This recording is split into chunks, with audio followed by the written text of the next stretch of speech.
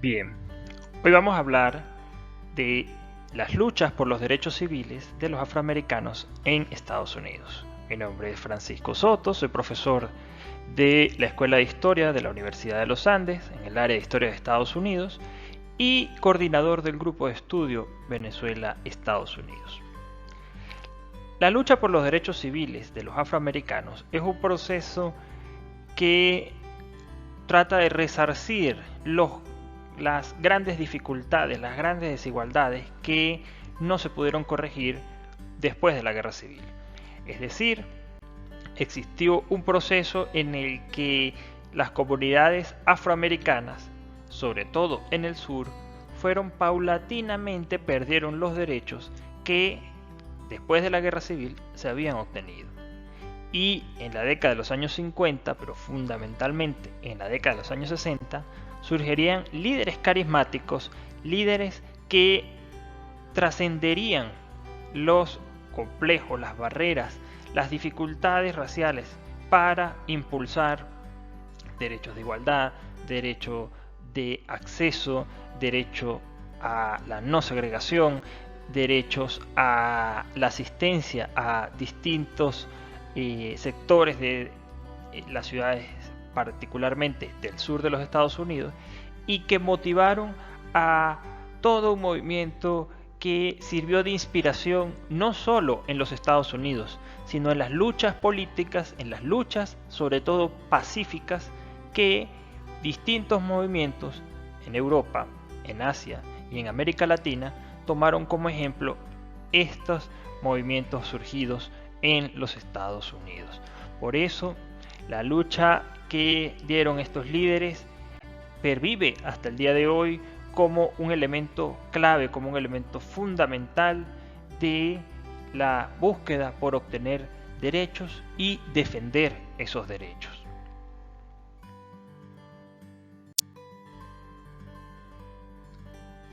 La situación de los afroamericanos desde el fin de la guerra civil va a ser una situación bastante difícil, bastante compleja.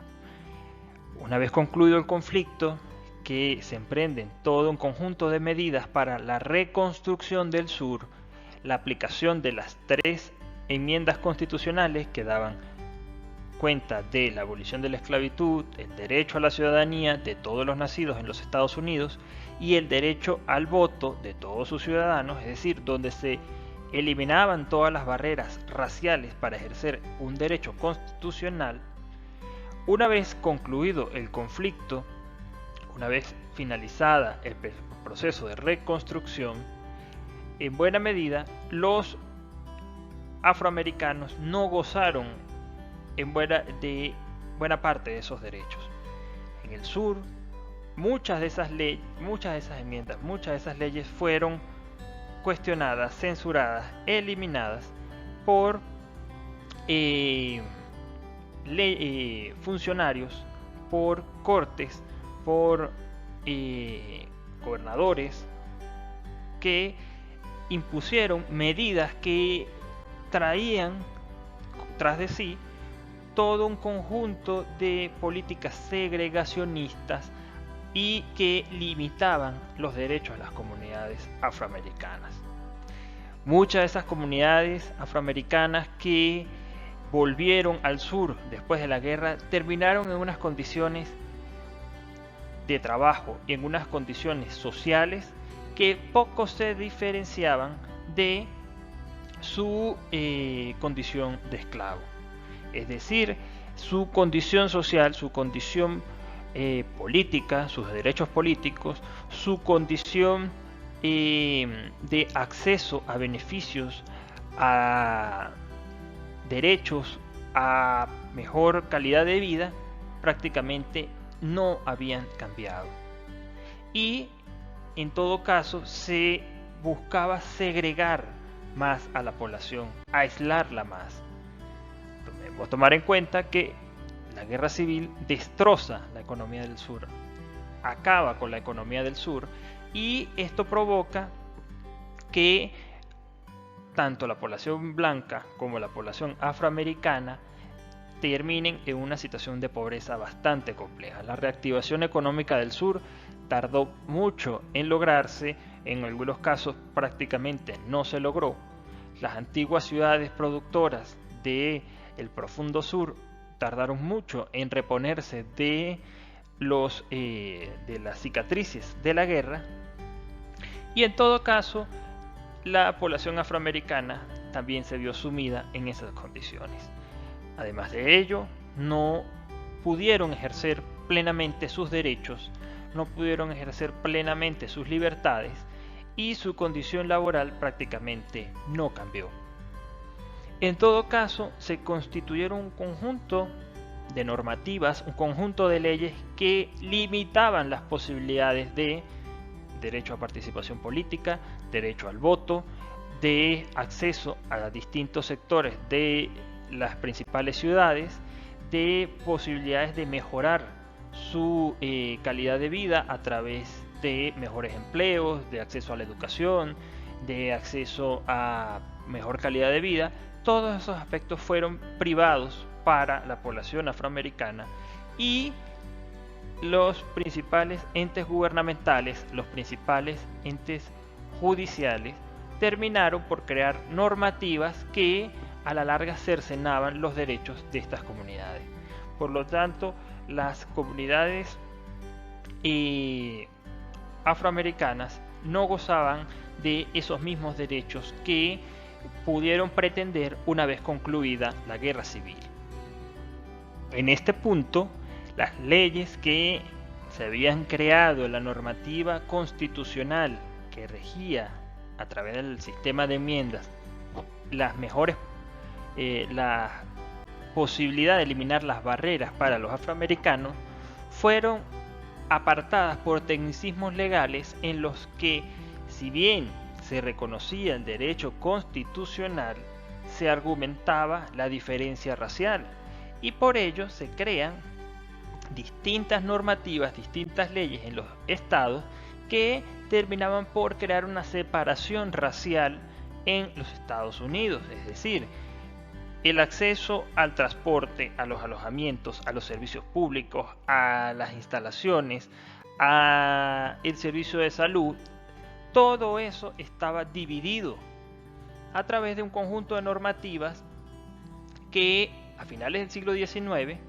y principios del siglo XX se fueron estableciendo en los estados, como las leyes de Jim Crow, es decir, un conjunto de normativas que segregaban a la población. Para citar algún ejemplo, para ir a una biblioteca, los afroamericanos debían ir a un ala diferente de la biblioteca. Para asistir a diversos sitios de la ciudad, tenían sitios separados. Es decir, es una segregación que denostaba a las comunidades afroamericanas, es decir, las separaba,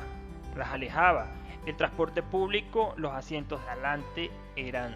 para la gente blanca, mientras que los asientos de atrás eran para las personas de color, las personas afroamericanas. Los teatros, los mejores asientos eran para los blancos, y los balcones, los asientos más alejados, eran para los afroamericanos. Es decir, toda una política que segregaba, en la cual se estipulaba un lema bastante peyorativo: separados pero iguales, en el que se señalaba que si bien podían los afroamericanos ser ciudadanos, no eran iguales a los blancos. Entonces, en esta situación, el afroamericano prácticamente terminó siendo apartado de la sociedad estadounidense. Se crearon prácticamente guetos donde se concentraba la población afroamericana. No podían estar en lugares exclusivamente hechos para los blancos. Es más, durante la Primera y la Segunda Guerra Mundial, en un conflicto armado todos podríamos pensar que se necesitan soldados para combatir y que no es necesario una segregación. Los soldados afroamericanos que fueron a estas guerras fueron segregados, fueron apartados, tenían batallones aparte, tenían actividades aparte, muchos de ellos eran utilizados como servicio, más no como tropas regulares. Es decir, existía toda una visión de segregación de la sociedad estadounidense.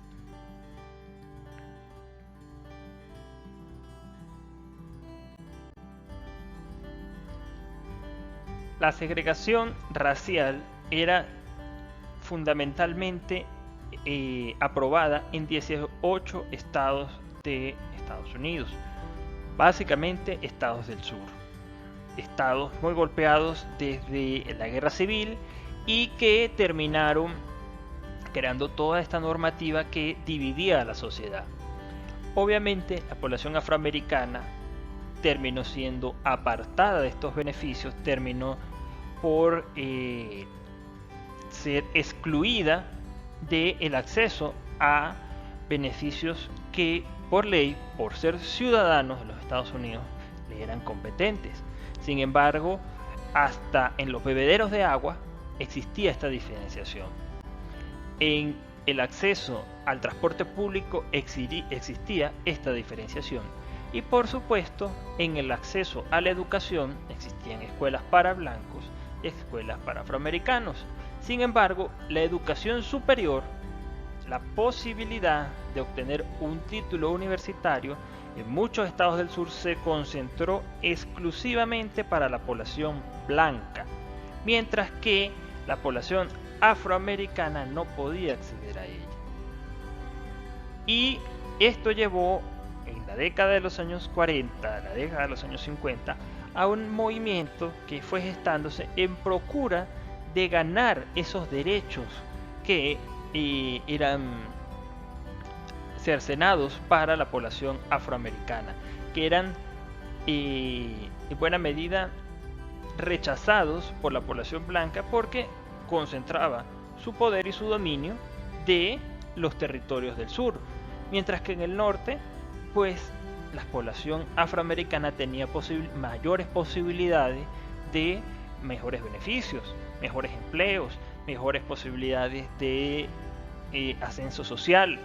capacidades de mejor calidad de vida que lo que tenía la población del sur.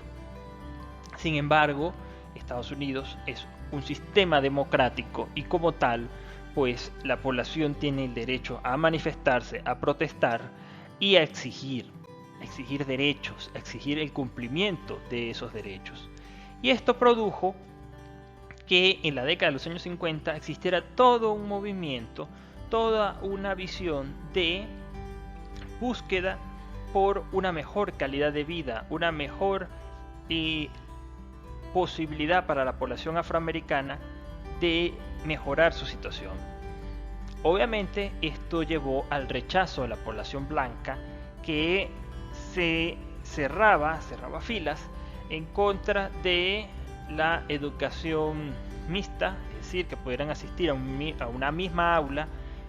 personas afroamericanas o personas blancas. Eso estaba negado para la población del sur, que pudieran acceder a distintos sectores de la ciudad, el mismo acceso al transporte, el mismo acceso a instalaciones públicas, instalaciones del Estado. Y por supuesto, derechos muy importantes como el derecho a la educación, el derecho al voto y el derecho a la participación política eran protestados y eran en buena medida pretendidos buscar para esta población que pretendía romper con esa visión de separados pero iguales pero separados, es decir, quitar esa connotación que los excluía de la sociedad estadounidense.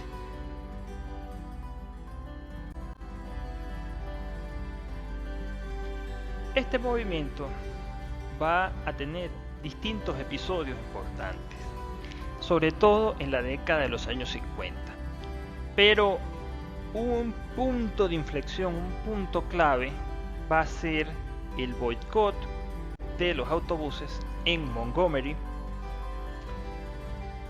donde va a surgir todo un movimiento, toda una política de rechazo a la segregación en los Estados Unidos. En diciembre de 1955, Rosa Parks se negó a ceder su asiento en el autobús a una persona blanca, con lo cual violaba la ley que se había establecido, en los cuales los negros tenían que cederle el espacio de los autobuses a los blancos. Rosa Parks fue encarcelada porque se negó dignamente, tomó postura, hizo valer su derecho y además su condición de mujer y de no permitir este atropello. Esto fue un punto clave porque Rosa Parks fue arrestada, enjuiciada y sentenciada por violar la ley local y por mantener una conducta desordenada ante las leyes que se habían establecido. Este incidente motivó a la población afroamericana a que llevara un movimiento de boicot en contra de los que prestaban servicio de autobús en Montgomery. Y esto llevó a una protesta y a un boicot que duró más de 380 días, en los cuales prácticamente quebraron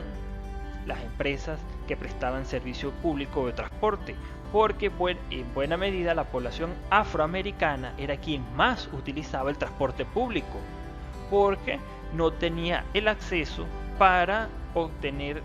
beneficios económicos que le permitieran en su mayoría tener el acceso a un automóvil. Este boicot se fue extendiendo a varios estados y esto provocó que tuviera que eliminarse esta ley, en la cual se eliminaba en el transporte público la segregación y la separación entre afroamericanos y blancos. Es decir, un hecho simple de una mujer afroamericana que venía de su trabajo, se sentía cansada y se negó a darle el asiento a una persona blanca. Es decir, ese hecho que pudiera parecer tan sencillo, tan simple, terminó por crear un movimiento, una cascada, una ola que terminó por crear un movimiento de lucha por los derechos de las comunidades afroamericanas. Es decir, un simple hecho terminó desencadenando una lucha que se venía manteniendo desde el fin de la guerra civil. Es decir, no es que el movimiento se inicia con Rosa Parks en 1955, sino que la acción de Rosa Parks viene a desencadenar todo un conjunto de años de lucha contra la segregación, contra el rechazo, contra la exclusión, contra el racismo que se ejercía hacia las comunidades afroamericanas. Por eso, esa lucha que emprendió Rosa Parks terminó por generar toda una condición que fue aprovechada para el surgimiento de líderes que empezaron a encauzar este movimiento y que tenían que enfrentar no solamente a la hostilidad que podía existir en los estados del sur, sino también a los distintos entes, las distintas trabas burocráticas del sistema legal y judicial en los Estados Unidos.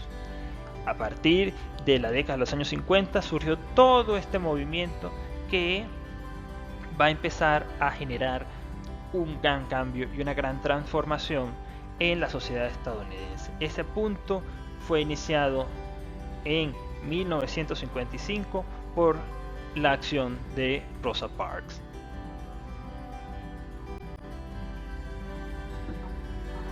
El caso de Rosa Parks no fue el único movimiento que existió en los años 50. En Little Rock, una ciudad de Arkansas, estado del sur, que participó activamente en la guerra civil y un estado segregacionista, se mantenían ese conjunto de leyes que excluían del sistema educativo a las comunidades afroamericanas, es decir, los apartaba tras políticas que segregaban el derecho a la educación. En este sentido, la Suprema Corte decidió que en 1957 se podían integrar al sistema escolar afroamericanos y blancos, es decir, se permitía la educación mixta. Esto fue un problema de Estado prácticamente, en tanto que el gobernador del estado, Orval Faubus, llamó a la Guardia Nacional para que evitaran que 9 estudiantes afroamericanos que habían demandado por el derecho a estudiar en una escuela integrada pudieran asistir a la high school del centro de Little Rock en el estado de Arkansas. En este sentido, el gobernador, presionado por sectores extremistas que abrazaban las banderas del segregacionismo, y la población blanca de ese estado evitaban e insultaban a los estudiantes afroamericanos que querían ingresar a ejercer, poder obtener un sistema educativo de importante orden. Sin embargo, la respuesta del gobierno federal fue que el presidente Dwight Eisenhower enfrentó al gobernador y estaba determinado a cumplir las órdenes de los tribunales federales, es decir, la Suprema Corte, que había determinado el permiso para la inclusión de estudiantes afroamericanos, fue uno de los elementos clave para la defensa de ellos. Y el 25 de septiembre de 1957, el presidente Eisenhower ordenó a la Guardia Nacional desplegada por el gobernador que volviera a sus cuarteles y desplegó a la División Aerotransportada, la 101 del Ejército, que escoltaran a los 9 estudiantes afroamericanos que iban a ingresar. Es decir, se creaban ya unas fisuras muy importantes entre los alcances que tenía el gobierno estatal y el gobierno federal. Sin embargo, tenía que romperse esta división de poderes, este poder que tenía concentrado cada estado, para que pudieran crearse las condiciones para romper las distintas leyes segregacionistas que existían en el sur de los Estados Unidos. Al final, los estudiantes pudieron asistir a la high school de Little Rock en Arkansas. Sin embargo, fueron insultados, fueron escupidos, fueron en algunos casos hostigados por la población local, pero la guardia, el ejército desplegado permitió su ingreso, los escoltó, los acompañó y rompió de buena medida con una política que representaba una gran división de la sociedad estadounidense en el sur. Y así comunidades afroamericanas fueron ingresando al sistema educativo, rompiéndose esas barreras raciales que existían en los estados segregacionistas.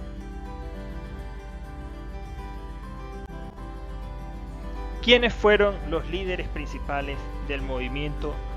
por los derechos civiles afroamericanos en los Estados Unidos? Sin duda, una de las figuras que más destaca es el reverendo Martin Luther King Jr., quien fue uno de los grandes activistas de este movimiento. El doctor Martin Luther King era un pastor de la Iglesia Bautista estadounidense, nacido en Atlanta, Georgia, y que desarrolló uno de los movimientos de mayor trascendencia, de mayor impacto en la historia de las comunidades afroamericanas estadounidenses y la historia estadounidense del siglo XX. El Dr. King basó su lucha, que la inicia con el boicot, como habíamos señalado anteriormente, contra el sistema de transporte público de Montgomery, que le da un realce como líder de ese movimiento, como uno de los principales organizadores de ese boicot, el Dr. Martin Luther King desarrolló una actividad fundamental porque rompió con los esquemas existentes en ese momento, rompió con la visión que se tenía sobre los afroamericanos como personas violentas, personas agresivas, y su lucha se basó en romper la política segregacionista a través de la lucha pacífica, la lucha no violenta, de hacerse mostrar de manera cívica, de manera pacífica, y soportando en muchas ocasiones, atropellos, vejaciones, encarcelamiento, persecuciones, hostigamiento, intentos de asesinato que demostraban que la lucha por un fin pacífico, con un fin pacífico, determinaba el valor ético y moral. Porque el reverendo Martin Luther King basó su lucha en tratar de sensibilizar a la población blanca, mayoritariamente del norte, ante el fanatismo de la población segregacionista del sur. Hacer entender a la comunidad afroamericana que por medios pacíficos se podían obtener los cambios que ellos tanto anhelaban. Y además, el reverendo Martin Luther King exponía la necesidad de crear esa conciencia moral en la población blanca, sobre todo en la población blanca del norte, particularmente en los líderes políticos blancos del norte, que tuvieran mayor peso, mayor incidencia, mayor claridad a la hora de actuar a favor de los derechos de las comunidades afroamericanas. Por eso el reverendo Martin Luther King, entre sus luchas, propugnó la lucha por los derechos de las comunidades afroamericanas, la eliminación de la segregación y la discriminación racial, y esto lo llevó a criticar la guerra de Vietnam, la pobreza de las comunidades afroamericanas, sobre todo las del sur, y luchar por derogar las distintas normas y leyes que existían en esos estados del sur que segregaban, que apartaban a las comunidades afroamericanas. Es un referente de la lucha por los derechos civiles y, en todo caso, el reverendo Martin Luther King logró en muchos casos romper con esa estructura, cambiar esa estructura, y estas acciones lo llevaron a ganar el Premio Nobel de la Paz en 1964 como parte de esa lucha que mantenía el Dr. King por lograr la posibilidad de mejores condiciones, eliminación de la segregación y su lucha por los derechos civiles en los Estados Unidos.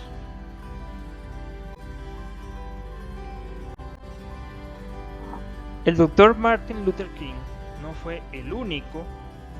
que luchó a favor de los derechos de las comunidades afroamericanas. Malcolm X fue otro de esos líderes que logró captar el sentimiento de las comunidades afroamericanas en la lucha por los derechos civiles en los Estados Unidos.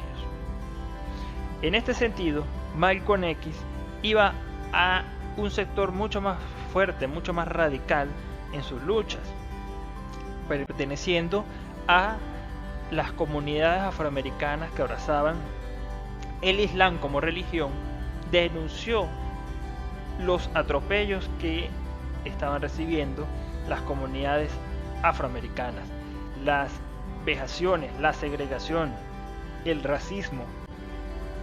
y en todo caso es uno de los grandes líderes de los movimientos afroamericanos en la historia de los Estados Unidos, pero basándose en una política mucho más dura, mucha más radical, de denuncia, de increpar al poder, de retar al poder, de luchar por los derechos de las comunidades afroamericanas, pero con una tonalidad y una agresividad mucho mayor, criticando valores esenciales de la sociedad estadounidense, como la familia, la religión, y creando o señalando como la nación del Islam era uno de los caminos que podían seguir las comunidades afroamericanas, cómo se podían obtener mejores beneficios apartándose de el tradicionalismo religioso estadounidense y abrazando la religión del Islam. Sus políticas y sus visiones eran de combate, de denuncia, de señalar con dureza, con firmeza, las agresiones que sufrían las comunidades afroamericanas. Por ello, Malcolm X representa a esa visión diferente, no de la lucha pacífica, no de la lucha no violenta, no de la resistencia ante el ataque, sino de la crítica hacia la sociedad racista, pero a través de la acción, propugnando no un ataque militar, no una visión en la que se pretendiera un ataque, sino a través de la crítica de lo que era tanto la política segregacionista como el movimiento emprendido por Martin Luther King, por considerarlo servil, dócil ante la élite política blanca estadounidense. Por ello, el discurso incendiario, el discurso altisonante de Malcolm X, que contrastaba contra la lucha pacífica de Martin Luther King, también ganó buena cantidad de adeptos que propugnaban por lograr los derechos de los afroamericanos, pero señalando y criticando no solo a las comunidades blancas, sino a las comunidades afroamericanas que llevaban esta lucha pacífica. También tenemos a Bobby Seale, el fundador de Black Panther Party, es decir, las Panteras Negras, el brazo armado de la lucha de los afroamericanos contra los segregacionistas, no solo del sur de los Estados Unidos, sino de distintas ciudades en el territorio. La política de las Panteras Negras en buena medida se basó en el ataque, en el rechazo, pero en los distintos señalamientos de las críticas que se hacían en torno hacia el racismo, en torno hacia el segregacionismo. Es decir, este era un grupo con características bastante paramilitares que de forma armada proponían la autodefensa de las comunidades afroamericanas ante los ataques de grupos extremistas del sur, básicamente blancos, como el Ku Klux Klan, que hostigaban, asesinaban a líderes afroamericanos, que perseguían a líderes afroamericanos, que atacaban las manifestaciones pacíficas tanto de la Nación del Islam como del movimiento no violento de Martin Luther King, y ante la no introducción, la no defensa de las autoridades del sur, pues se fueron creando estos grupos de autodefensa para monitorear las actividades policiales y desafiar la brutalidad que se ejercía contra las comunidades afroamericanas en los Estados Unidos. Básicamente estos son los líderes de este movimiento, pero trascendieron a muchos más dirigentes que llevaron este movimiento, como John Lewis, como Joe Jackson, que trascendieron este momento de la historia estadounidense en procura de eliminar la segregación racial en los Estados Unidos.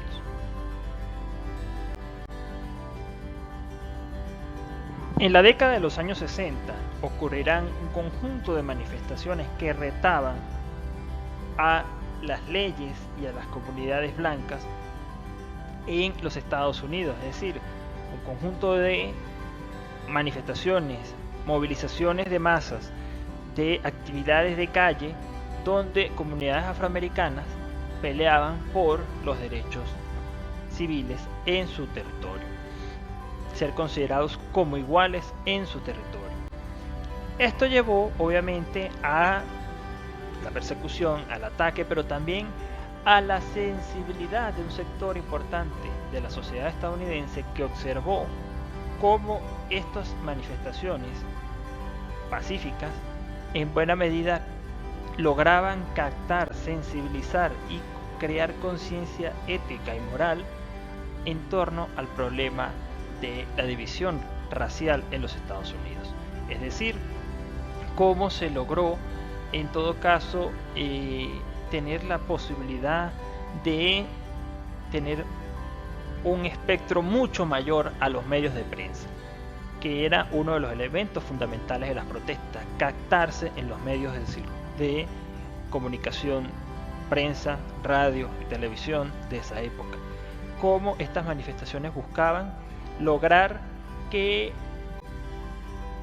los derechos de estas comunidades tuvieran un impacto en la sociedad y se presionara para la modificación de las distintas leyes segregacionistas en Estados Unidos. Entre ellas fueron la ocupación de los edificios y los sectores y las instalaciones de distintas ciudades de los Estados Unidos. Uno de los ejemplos más evidentes fue las llamadas sentadas, la ocupación de estos espacios por comunidades afroamericanas. Es decir, los afroamericanos no podían sentarse en las barras de los restaurantes o de los sitios de comida en los Estados Unidos. Y una forma pacífica de protestar fue sentarse en esos lugares. Esto llevó al hostigamiento, al ataque y al arresto de muchos de sus participantes por considerar que violaban la normativa de cada uno de esos condados, de cada uno de esos estados del sur, y que se provocaba a la población blanca que estaba siendo violentada en sus derechos de poder mantener ese estado de segregación, de separación en el territorio estadounidense. También existieron los llamados viajeros de la libertad, Freedom Riders, es decir, personas de ambas razas que iban al profundo sur en autobús para protestar contra las distintas leyes raciales y las distintas políticas segregacionistas que se establecían en esos territorios. Es decir, acciones no violentas, acciones que contradecían las normativas legales de esos estados segregacionistas, pero que buscaban en buena medida lograr resistir, lograr soportar el ataque que iban a recibir tanto de las autoridades como de la población blanca ante esas políticas de separados pero iguales. Por ello, tanto la ocupación de los espacios en algunas ciudades y los viajeros por la libertad, terminaron por generar un movimiento que empezó a ser captado a nivel nacional debido a los ataques tan brutales que recibieron en la organización y en la ejecución de estas protestas que, repito, en su mayoría fueron pacíficas, en su mayoría fueron cívicas, que lo que hacían en todo caso o procuraban era lograr eliminar esas políticas segregacionistas. Sin duda alguna, uno de estos movimientos que tuvo mayor impacto a nivel nacional en los Estados Unidos fue la marcha de Selma. Selma, un territorio de el sur, del profundo sur de los Estados Unidos, llevó a que existiera todo un movimiento en el que se propugnaba por el derecho al voto de las comunidades afroamericanas. Si bien la 15ª enmienda establecía el voto igualitario para todos los ciudadanos de los Estados Unidos, distintas leyes en los estados del sur lograban cercenar la posibilidad de los afroamericanos poder ejercer su derecho al voto. En este sentido, en Alabama, en este estado, se eliminaban, se ponen muchas trabas para que los afroamericanos pudieran ejercer el voto. En este sentido particular, era sumamente importante entender que si el afroamericano no podía votar, las autoridades que iban a ser electas eran autoridades electas solo por población o mayoritariamente por población blanca, llevando a los principales cargos judiciales, de defensa, políticos y de gobierno a solamente personas blancas, muchas de ellas segregacionistas, racistas, que cercenaban sus derechos. Por ello, la lucha que se da en Selma trata de lograr romper esa estructura electoral y que la población afroamericana pudiera ejercer libremente el voto. Esto obviamente contradecía décadas de poder blanco y llevó obviamente a manifestaciones que terminaron con serias protestas y serias repercusiones para la población afroamericana, que terminó siendo en algunos casos duramente atropellada. También tenemos la marcha a Washington. En el 28 de agosto de 1963, el reverendo Martin Luther King convocó un movimiento que lograra crear un conjunto de leyes significativas de los derechos civiles, un programa de empleo federal masivo donde no existieran divisiones raciales para el otorgamiento de derechos laborales, donde existiera un programa de empleo justo, donde existieran posibilidades de viviendas decentes. Buena parte de la población afroamericana que vivía en el sur vivía en unas condiciones bastante deplorables, sus viviendas eran bastante pésimas condiciones y no tenían el acceso a mejor condición o a mejor calidad de vida. Por ello, la búsqueda de esta política buscaba revertir la condición económica de mucha de la población afroamericana. Por supuesto, el ejercicio del derecho al voto, una educación integrada y adecuada, donde la población afroamericana pudiera asistir a los centros de educación de mayor peso, de mayor trayectoria, sin estar segregados de la comunidad blanca. En esta manifestación, que se considera como una de las movilizaciones más grandes en la historia de los Estados Unidos, donde no solamente participaron líderes políticos, sino representantes gremiales, representantes sindicales, representantes de algunos niveles empresariales, personalidades del mundo del arte, de la cultura, de la música, del cine, de la prensa, de la televisión, dieron un marco fundamental a lo que fue este discurso que dio Martin Luther King en el monumento a Lincoln en la ciudad de Washington. Otra visión que intentó impulsar Martin Luther King fue la de llegar a la mayor cantidad de miembros de la comunidad afroamericana, es decir, no solamente a las personas que lo seguían en el movimiento de los derechos civiles de forma pacífica, sino a personalidades de la nación del Islam, a distintas religiones de los Estados Unidos, para integrarlas en un movimiento que diera esa posibilidad de lograr que todos pudieran unirse ante esta política que rechazaba el segregacionismo y el racismo. Citando uno de sus grandes discursos que fue el que dio en la marcha a Washington, que se denominó Tengo un sueño, cito: tengo un sueño hoy, tengo un sueño, que un día abajo en Alabama, con sus racistas despiadados, con su gobernador que tiene los labios goteando con las palabras de interposición y anulación, que un día justo allí en Alabama, niños negros y niñas negras podrán darse la mano con niños blancos y niñas blancas como hermanas y hermanos. Es decir, lograr romper años,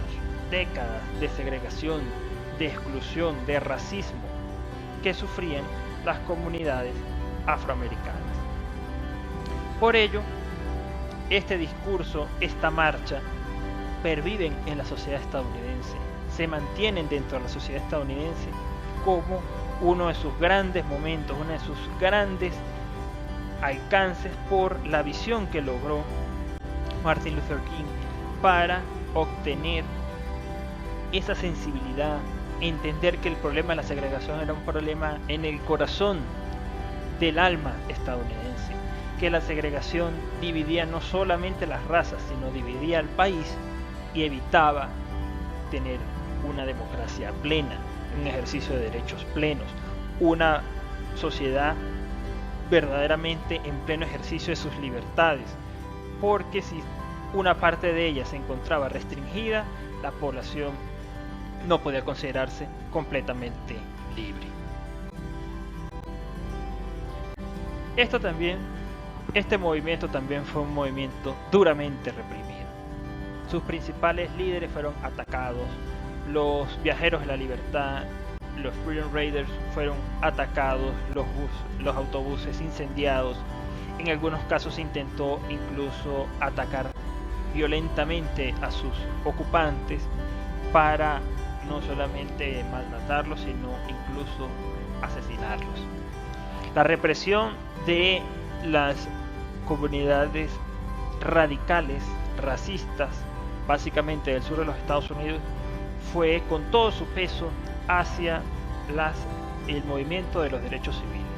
atacando a sus principales líderes y provocando en muchos casos el terror por las actividades criminales que realizaban en contra de ellos. No solamente fueron arrestos los que sufrieron las comunidades afroamericanas, fueron ataques por los entes que debían velar por la seguridad de la población, es decir, los organismos de seguridad, la policía, la Guardia Nacional, atacó estas manifestaciones pacíficas, atacó a los principales líderes de este movimiento. Se entrenaban perros para que atacaran a las personas afroamericanas, se rociaban con mangueras para extinguir incendios a las protestas pacíficas. En la marcha de Selma, el primer intento por lograr esta marcha, la población afroamericana que estaba marchando fue duramente reprimida por la policía, que con bastones de madera atacaron a la población que estaba marchando legalmente por el puente de Selma. Aquí podemos ver a uno de los principales dirigentes, John Lewis, siendo atacado por la policía blanca de ese condado. Tanto fue así que sufrió una fractura de cráneo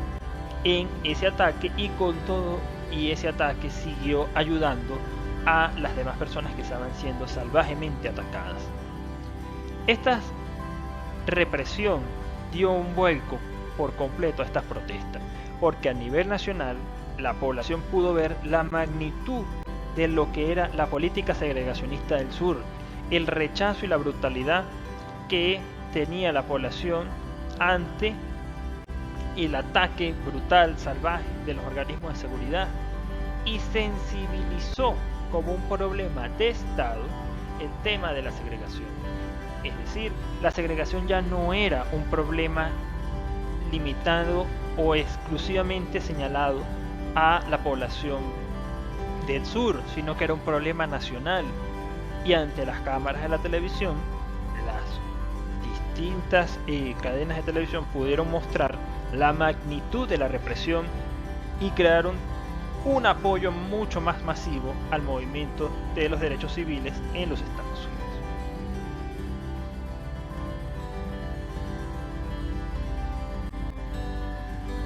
¿Cuáles fueron los logros más importantes del movimiento de los derechos civiles? En 1964, el 2 de julio, se establecerá la Ley de los Derechos Civiles. Esta ley recogía en buena medida parte de lo que había sido el legado de las políticas de apertura en torno al tema de la segregación que había esbozado el presidente John F. Kennedy. Y el presidente Lyndon Johnson va a crear esta ley en la cual se prohibía la discriminación racial y la segregación en los Estados Unidos. Establecía como norma obligatoria la inscripción de votantes en los estados de la Unión sin ningún tipo de discriminación racial. Se garantizaba el derecho al voto de todos los ciudadanos de Estados Unidos y evitar cualquier tipo de arbitrariedad, algún tipo de trama burocrática o de legislación que contraviniera lo expresado en la Ley de los Derechos Civiles. Es decir, se creaba un marco legal en el cual el sur, los distintos estados del sur, no pudieran establecer políticas raciales que segregaran a la población. Es uno de los grandes logros del movimiento de los derechos civiles. Es decir, se logró el derecho, se eliminó la segregación en los espacios públicos, se eliminó la segregación en el acceso a la educación, se eliminó la segregación en algunos aspectos de la vida pública y tuvieron mayor posibilidad de ejercer derechos políticos comunidades afroamericanas. Por ello vemos como en los años 70 y en los años 80 miembros y líderes políticos afroamericanos ya no solamente tendrían cargos de elección popular en el norte, sino en el sur, en el profundo sur, miembros afroamericanos obtuvieron cargos en las cortes de justicia, en las gobernaciones, en los condados, es decir, tuvieron mayor proyección, y todo esto se va a cimentar con la lucha que establecieron los líderes del movimiento por los derechos civiles. ¿Cuál es el legado de este movimiento? En principio vemos el surgimiento de dos grandes líderes que lamentablemente no pudieron ver este sueño consumado. Martin Luther King y Malcolm X fueron asesinados. Malcolm X fue asesinado mientras daba un discurso en un acto donde él hablaba de la lucha por los derechos de las comunidades afroamericanas,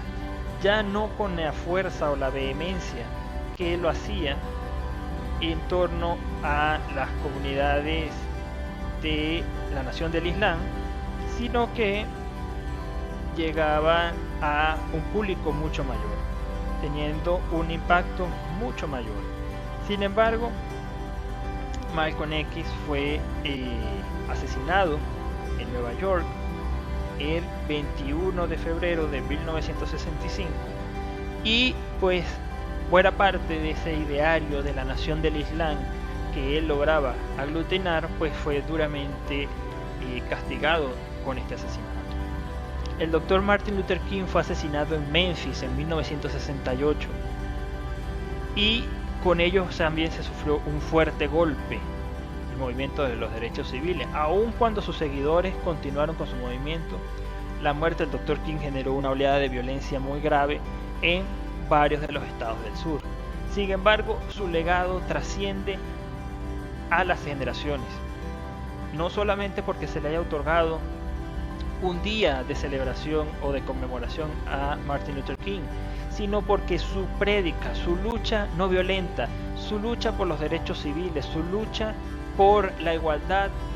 de la sociedad estadounidense pervive hasta el día de hoy, porque su lucha y su movimiento pacífico es ejemplo no solo para la sociedad estadounidense, sino a nivel mundial, que han tomado muchos líderes como ejemplo las técnicas, las políticas, las visiones que expresó Martin Luther King de lograr cambios y transformaciones políticas utilizando la no violencia, la manifestación pacífica, representando ese espíritu de lograr sensibilizar la conciencia del corazón estadounidense, de la igualdad como un derecho y el pleno uso de las libertades como un elemento fundamental que luchaba en contra de la segregación. Malcolm X representa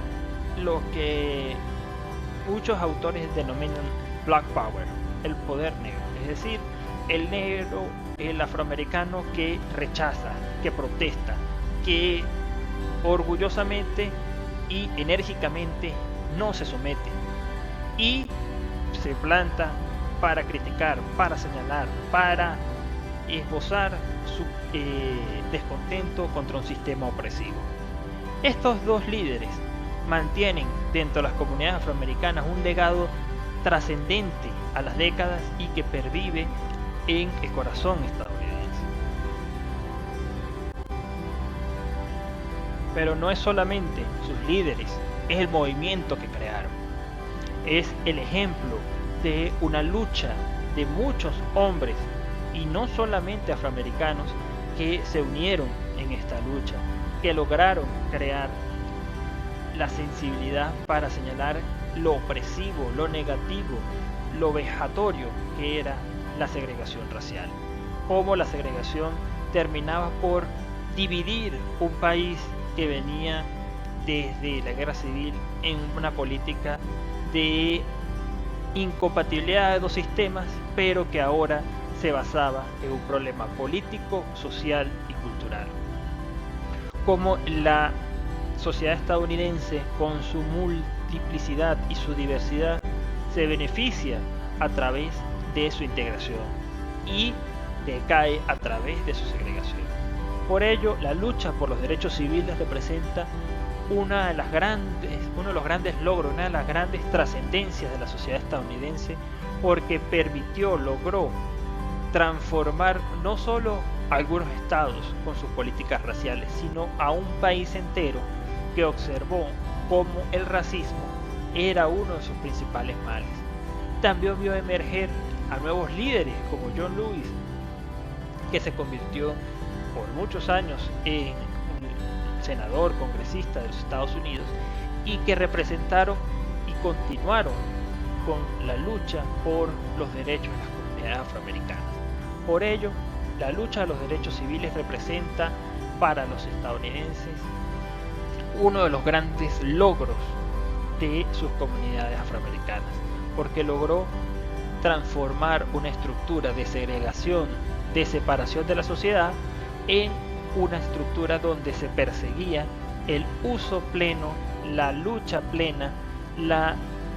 el ejercicio pleno de las libertades en una sociedad que procuraba o buscaba alcanzar la igualdad.